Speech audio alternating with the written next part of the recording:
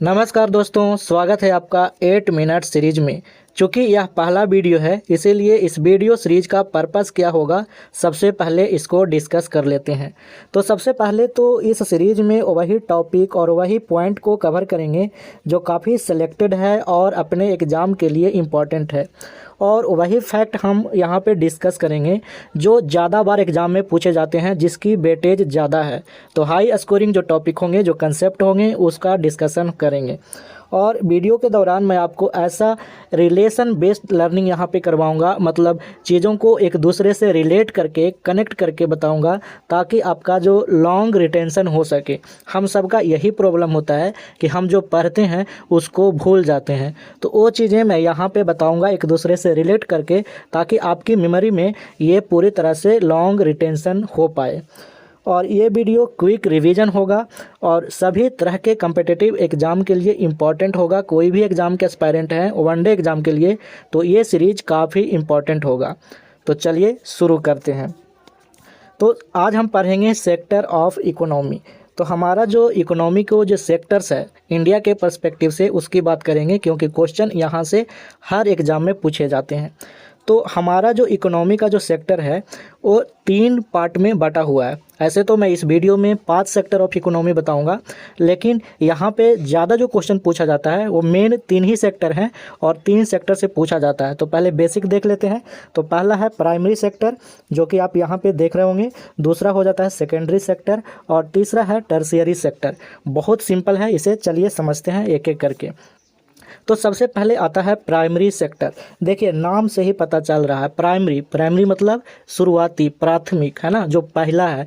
तो primary sector जो depended है नेचुरल रिसोर्सेज से। बस आपको इतना याद रखना है कि प्राइमरी जो सेक्टर है ना, डायरेक्टली रिलेटेड है नेचर से।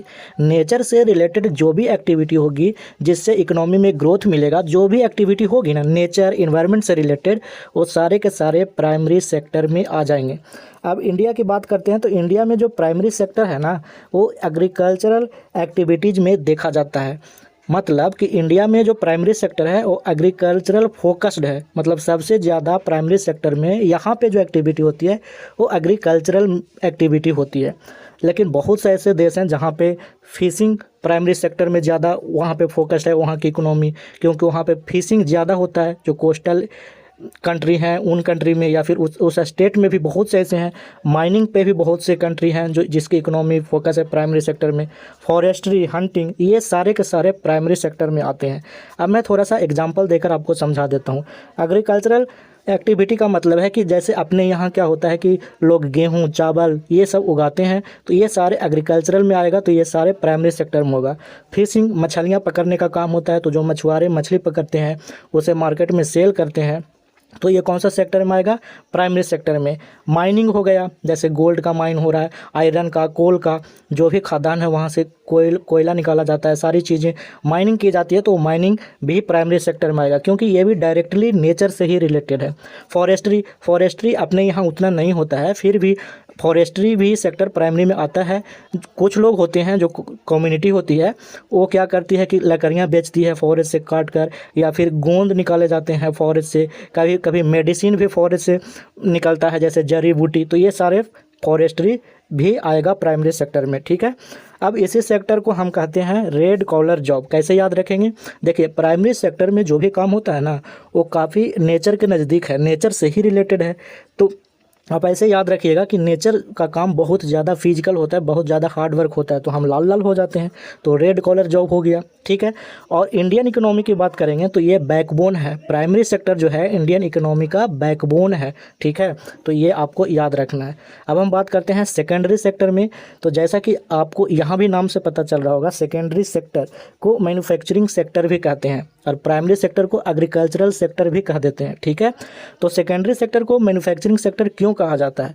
क्योंकि जो नेचुरल रिसोर्सेज है ना, जो प्राइमरी सेक्टर से निकल के आए, जैसे गेहूं निकल के आया, तो उसी को प्रोसेस करके सेकेंडरी सेक्टर में कुछ प्रोडक्ट को बनाया जाता है, जैसे बिस्किट बनाया गया, मैदा बनाया गया।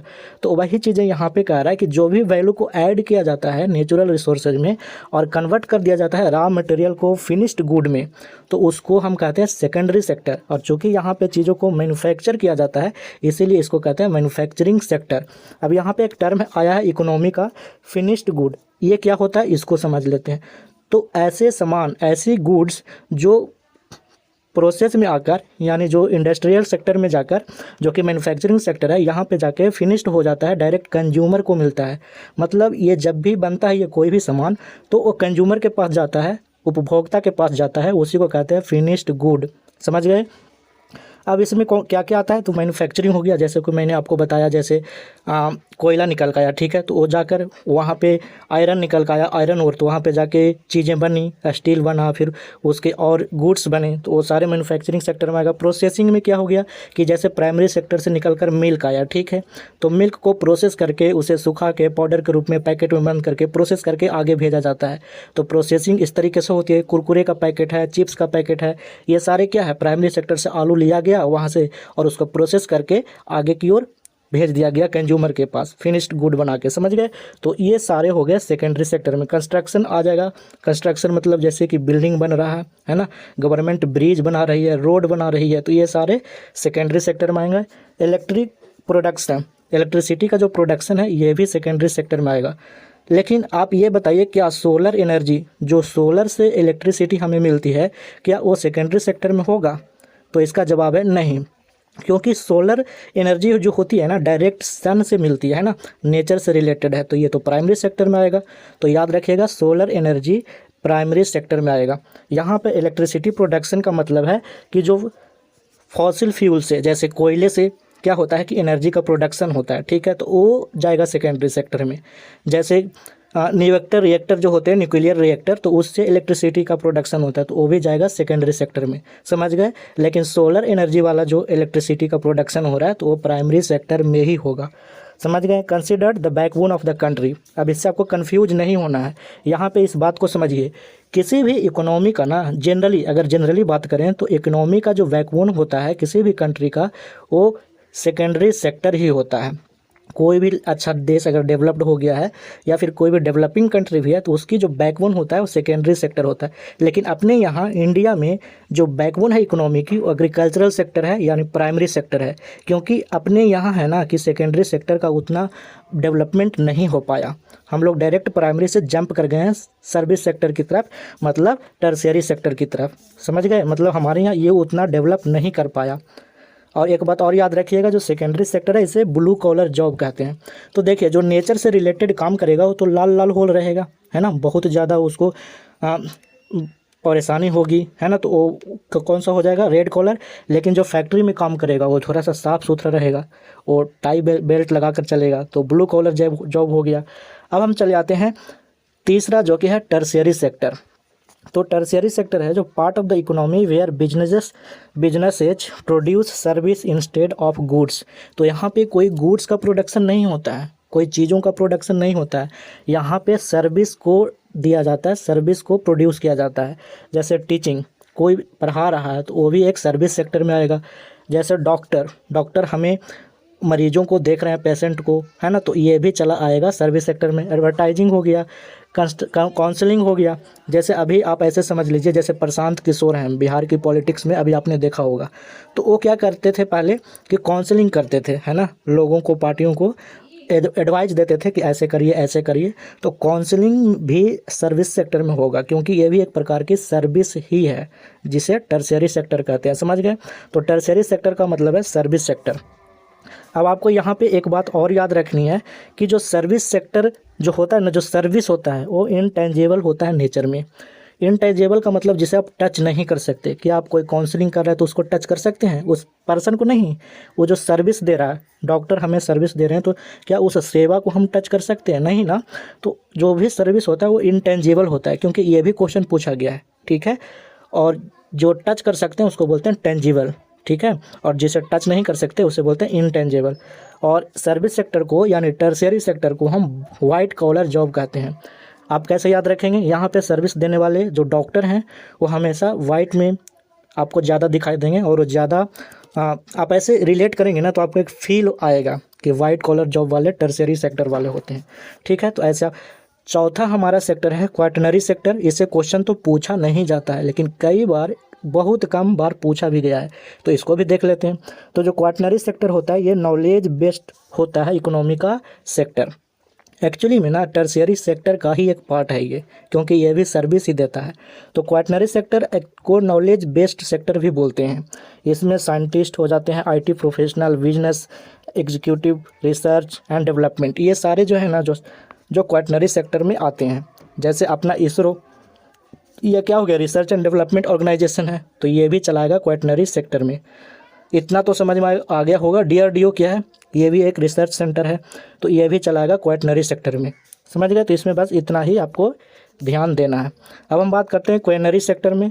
तो इसमें टॉप लेवल जो डिसीजन मेकिंग और पॉलिसी मेकिंग जो जॉब होता है, जो डिसीजन लेते हैं जिससे सोसाइटी पर प्रभाव पड़ता है, जो पॉलिसी बनाते हैं, तो ये आ जाते हैं क्वाटनरी सेक्टर में। जैसे गवर्नमेंट के लीडर हो गए, मोदी जी हो गया, पीएम, सीएम, प्रेसिडेंट, ये सारे डिसीजन लेते हैं, पॉलिसी बनाते हैं। तो ये इनकी जो सर्विस है ये आ जाएगी क्वाटनरी सेक्टर में। ये भी टर्शियरी सेक्टर का ही पार्ट है, ठीक है। जैसे इसमें और आ जाते हैं सीईओज हो गए, पॉलिसी मेकर्स, मैंने जैसे बताया, हाई लेवल जो एडमिनिस्ट्रेटर्स हैं, ये सारे के सारे आ जाएंगे क्वाटनरी सेक्टर में। ये strategic decision affecting the economy and society, मैंने बताया ये ऐसे डिसीजन लेते हैं जिसपे सोसाइटी पे इफेक्ट आता है, तो ये आ जाएंगे क्वाटनरी सेक्टर में। तो आपने ये चीज़ें देख लिया। अच्छा, क्वाटनरी सेक्टर को गोल्ड कॉलर जॉब भी कहते हैं, क्योंकि ये गोल्ड, आप ऐसा समझ सकते हैं ये हाई लेवल का है, तो ऐसे समझिए कि ये गोल्ड कॉलर है, ठीक है। जैसे देखिए गोल्ड मोदी जी को समझ के आपको फील भी होता होगा, ठीक है। अब हम आगे बात करते हैं तो थोड़ा सा समराइज कर लेते हैं। प्राइमरी सेक्टर उसे कहते हैं जो नेचर से रिलेटेड होता है, और सेकेंडरी सेक्टर उसे कहते हैं जो इंडस्ट्री से, जहाँ पे चीज़ों का प्रोडक्शन होता है, प्रोसेसिंग होता है, तो उसको बोलते हैं सेकेंडरी सेक्टर। और जहाँ पे सर्विस मिलता है जैसे टीचिंग, डॉक्टर, तो ये सारे कहाँ आ जाएंगे, टर्शियरी सेक्टर में। अब इसे कहते हैं रेड कॉलर जॉब, ये हो गया ब्लू कॉलर, और ये हो गया वाइट कॉलर। तो ये थोड़ा सा समरी हमने देख लिया। अब एक क्वेश्चन है, इसका जवाब आप नीचे कमेंट करके दीजिएगा, और इस क्वेश्चन को मैं यूट्यूब के कम्युनिटी में भी डाल दूंगा, वहाँ पे एक्सप्लेन भी कर दूंगा और आंसर भी दे दूंगा।